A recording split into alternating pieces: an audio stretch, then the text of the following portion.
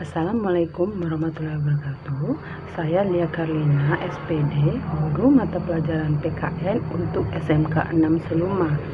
Pada kesempatan hari ini kita akan belajar tentang materi nilai-nilai Pancasila dalam praktik penyelenggaraan pemerintah negara, di mana topik pertama yaitu pembagian kekuasaan negara. Untuk murid-murid saya, silakan simak video berikut ini. Kita akan membahas tentang nilai-nilai Pancasila dalam praktik penyelenggaraan pemerintah negara. Pada topik 1, kita akan mempelajari tentang pembagian kekuasaan negara, di mana kita sebelum mempelajari tentang pembagian kekuasaan negara, terlebih dahulu kita harus mengetahui tujuan pembelajaran tentang pembagian kekuasaan negara. Siswa mampu menjelaskan yang pertama, mendeskripsikan pembagian kekuasaan dalam negara. Yang kedua, membedakan pembagian kekuasaan dengan pemisahan kekuasaan. Yang ketiga, mengklasifikasikan lembaga-lembaga negara berdasarkan teori pembagian kekuasaan. Yang keempat, menganalisis pembagian kekuasaan di Indonesia berdasarkan Undang-Undang Dasar Negara Rakyat Indonesia tahun 1945.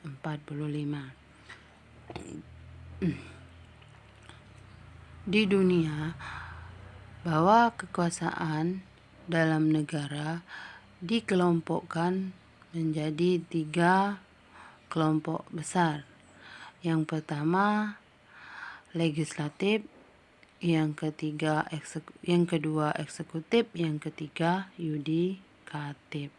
Di mana kekuasaan legislatif adalah kekuasaan yang bertugas untuk membuat aturan regulasi perundang-undangan.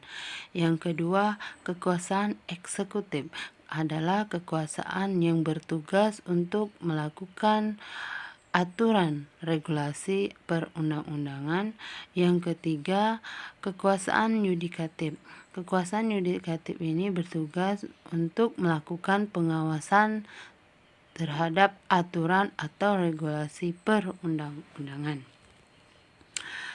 Dalam teori kekuasaan ada 2 teori. Yang pertama, pemisahan kekuasaan, yang kedua pembagian kekuasaan, di mana pemisahan kekuasaan terlihat jelas di slide bahwa antara legislatif, eksekutif, yudikatif mereka berdiri sendiri, tidak saling tumpang tindih. Mereka melaksanakan tugasnya sendiri. Di sini terlihat jelas antara pemisahan antara legislatif, eksekutif, dan yudikatif. Di sini yang kedua yaitu pembagian kekuasaan. Di sini terlihat jelas bahwa antara legislatif, eksekutif, dan yudikatif memiliki keterkaitan antara ketiga kekuasaan ini. Contohnya antara legislatif dan eksekutif, di mana pada saat legislatif mengusulkan undang-undang atau APBN harus ada persetujuan oleh eksekutif. Makanya dari ketiga pembagian kekuasaan ini mereka saling berhubungan, saling berglobalisasi dan saling berketerkaitan.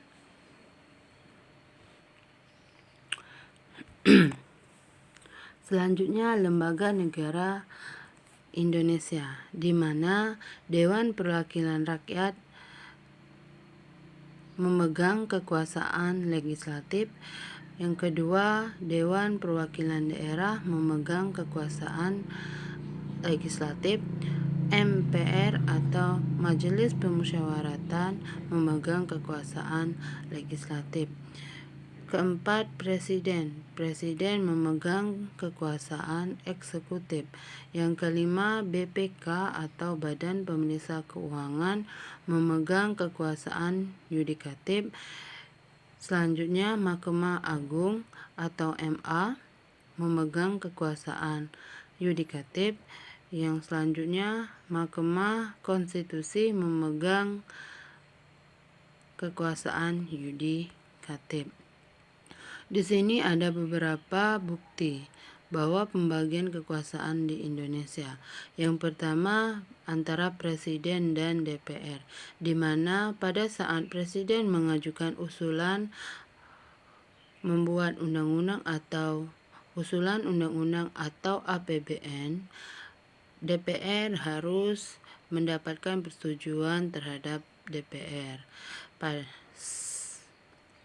Selanjutnya, pada saat DPR mengusulkan undang-undang atau APBN negara, begitu pula DPR harus mendapatkan persetujuan dari presiden.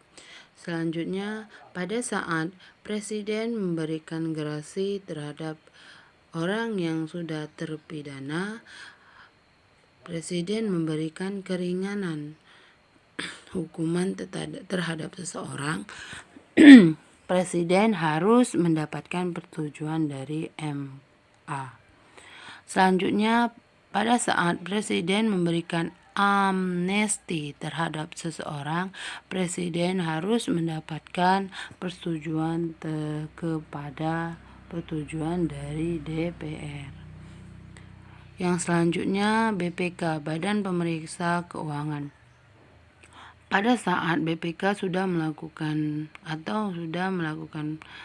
pemeriksaan keuangan negara, BPK harus lapor terhadap DPR.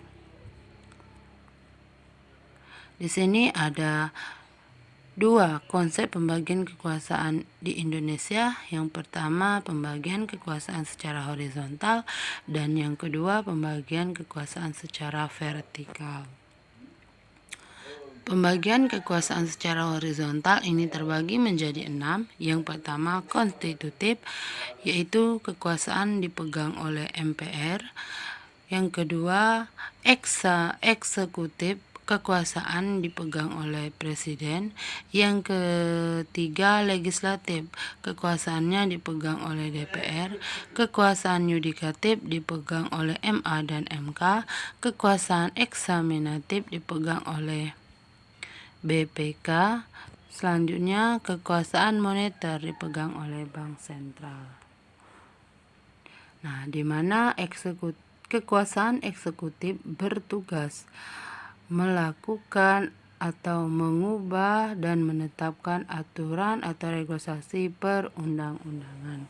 Sedangkan kekuasaan eksekutif adalah kekuasaan yang melaksanakan aturan atau regulasi perundang-undangan.